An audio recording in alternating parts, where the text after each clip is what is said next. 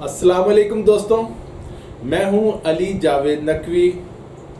وزیر اعظم عمران خان نے وزیر اعلیٰ پنجاب عثمان بزدار پر آج مکمل اعتماد کا اظہار کرتے ہوئے انہیں بے خوف کام جاری رکھنے کی ہدایت کی ہے، جس کے بعد عثمان بزدار کو عہدے سے ہٹائے جانے کی افواہیں دم توڑ گئی۔ کئی دنوں سے یہ خبریں آ رہی تھی کہ وزیر اعلیٰ پنجاب کو ہٹایا جا رہا ہے اور عثمان بزدار کی جگہ کسی اور کو آگے لایا جائے گا۔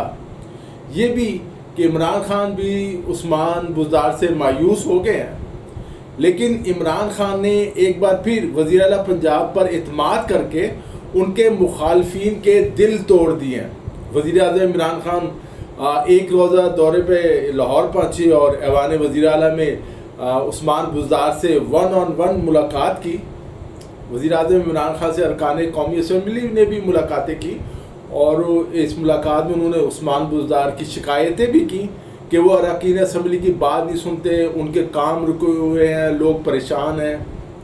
بعض اراکین نے یہ بھی کہا کہ پنجاب میں کرپشن بڑھ گئی ہے اور وزیر اعلیٰ سے کنٹرول نہیں ہو رہی۔ وزیر اعظم ان کی شکایات سنتے رہے اراکین قومی اسمبلی کی اور صوبائی اسمبلی کی، اور اس پہ پھر انہوں نے چیف سیکرٹری اور دیگر افسران کو ان کے مسائل حل کرنے کی ہدایت کی ہے۔ ایک خبر یہ ہے کہ وزیر اعلیٰ کی باس پرس ہوئی ہے اور ان کے کانچ کھینچے گئے ہیں۔ دوسری طرف یہ خبر ہے کہ وزیر اعظم نے عثمان بزدار کے کام کی تعریف کی ہے۔ کس کام کی تعریف کی ہے یہ معلوم نہیں۔ پنجاب کے عوام جس تیز رفتار ترقی کے عادی ہو گئے تھے وہ برحال دیکھنے کو نہیں مل رہی۔ وزیر اعظم اگر وزیر اعلیٰ کی کارکردگی سے مطمئن ہے تو کیا کیا جا سکتا ہے، لیکن دوسری طرف عثمان بزدار کے مخالفین کا کہنا ہے کہ تبدیلی کا فیصلہ ہو گیا ہے۔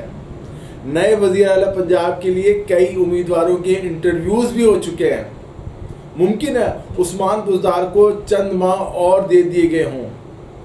وزیر اعظم عمران خان خود کہہ چکے ہیں کہ کارکردگی دکھانے کے لیے صرف 6 ماہ ہیں، جو اس سال دسمبر میں ختم ہو رہے ہیں۔ دوسری طرف اپوزیشن جماعتوں میں رابطے جاری ہیں۔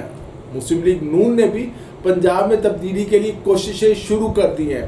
مسلم لیگ نون کے رہنما احسن اقبال کا کہنا ہے کہ پنجاب بچاؤ تحریک چلانے کا وقت آ گیا ہے۔ تحریک انصاف نے ہماری پنجاب میں کی گئی جو ترقی ہے پنجاب کو 50 سال پیچھے کر دیا ہے۔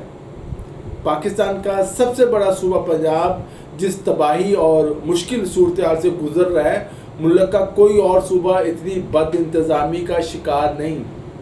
پیپلز پارٹی اور مسلم لیگ نون کے درمیان رابطے بھی جاری ہیں۔ بلاول بھٹو زرداری اور شہباز شریف کے درمیان آج 3 مرتبہ ٹیلی فون پر رابطہ ہوا ہے اور آل پارٹیز کانفرنس کے حوالے سے مشاورت کی گئی ہے۔ احتجاجی تحریک چلانے اور حکومت ہٹانے کے لیے مختلف آپشنز پر غور کیا جا رہا ہے۔ تحریک چلی تو حکومت کی تبدیلی کے بغیر نہیں رکے گی۔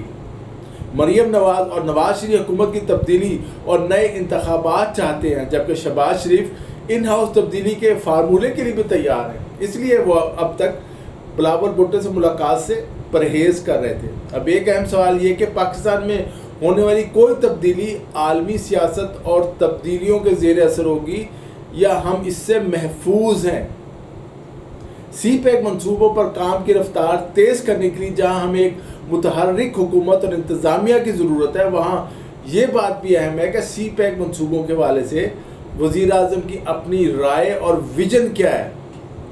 ہمارے لیے وہ وقت قریب آ رہا ہے کہ ہم امریکہ اور چین میں سے کسی ایک کا انتخاب کریں۔ بلا شبہ امریکہ کی ماضی کی پالیسیوں کو دیکھتے ہوئے اب دوبارہ اس پر اعتماد نہیں کیا جا سکتا۔ امریکی حکام اپنی چکنی چپڑی باتوں، سازشوں اور وعدوں سے ہمارے حکمرانوں کو ورغلا سکتے ہیں۔ امریکہ ناقابل اعتماد ہے، اس لیے امریکہ پر بھروسہ کر کے چین کو کسی صورت ناراض نہیں کرنا چاہیے۔ بھارت کے لیے روس اور امریکہ میں سے کسی ایک کا انتخاب کرنے کا وقت آ گیا۔